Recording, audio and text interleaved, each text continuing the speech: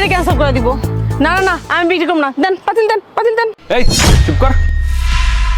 আমার কাছে মনে হচ্ছে কি জানিস, তুই এই এলাকায় প্রথম আসছিস। তুই জানিস আমি কে? আমি এই এলাকার সবচেয়ে ধনী ব্যক্তি। আমি যদি চাই না তোর মতো 10টা খিচুড়ি এলাকায় কিনে নিতে পারবো। আপনি যদি এতই বড় লোক হন, এতই হেডাম থাকে, দেন আমার 50,000 টাকা দেন, আর আমার পাতিল আর খিচুড়ি দুইটাই নিয়ে আসেন। সেটা তো করতে পারবেন না, খালি বড় বড় কথাই কইবেন। শোনো, এই খিচুড়ির মধ্যে স্বর্ণ আছে, না হলেও 5 লাখ টাকা বিক্রি করতে পারবো। এটা যেভাবে হোক আমাদের নীতি হোক। আরে হ্যাঁ হ্যাঁ, এটা তো আমাদেরকে এখন কিনতেই হবে, কারণ এখানে আমাদের প্রেস্টিজের ব্যাপার স্যাপার আছে। এই বলো তুমি কি চাও? এই শুনেন, আপনারা জানতো দুজন, আপনাকে মতন না আমি বহুত মানুষ দেখছি যারা বড় বড় কথা কয়, কাজের সময় কোনো কাজই পারে না। আসছে কিনা তো নিবেন না 50,000 টাকা দিয়া, শুধু শুধু আমার খিচুড়িটাও নষ্ট করবেন, আমার সময়টাও। আচ্ছা, আমি বুঝতেছি না, সামান্য একটা মেয়ে তোমাকে এত কথা শোনাচ্ছে, তুমি কিছু বলতেছো না কেন? আচ্ছা ঠিক আছে, তুমি ওকে 50,000 টাকা দিয়ে দাও।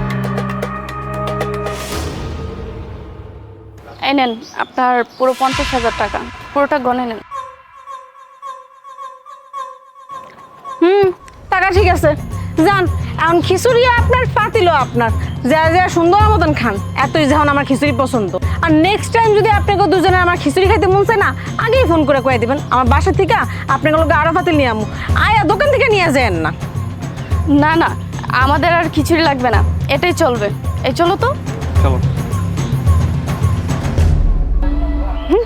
যা যা, বেশি করে রাখা। স্বর্ণের লোভে আমার এই খিচুড়ি পাতিল সহ নিয়ে গেল 50,000 টাকা দিয়া। যখন চেক করে দেখবে এটা স্বর্ণ না, তখন আসল মজা বুঝবো।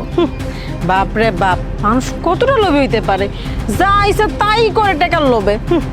চেক করে যখন দেখবো এই 50,000 টাকা পুরোই পানিতে গেছে, তখন বুঝবো আসল মজা। অতি লোভে তাঁতি নষ্ট, এটা আজকে ভালোই ভালো টের পাইবো। যাই যাই, আমি এখান থেকে ভাগি, এগুলো আবার ফেরত আসার আগে।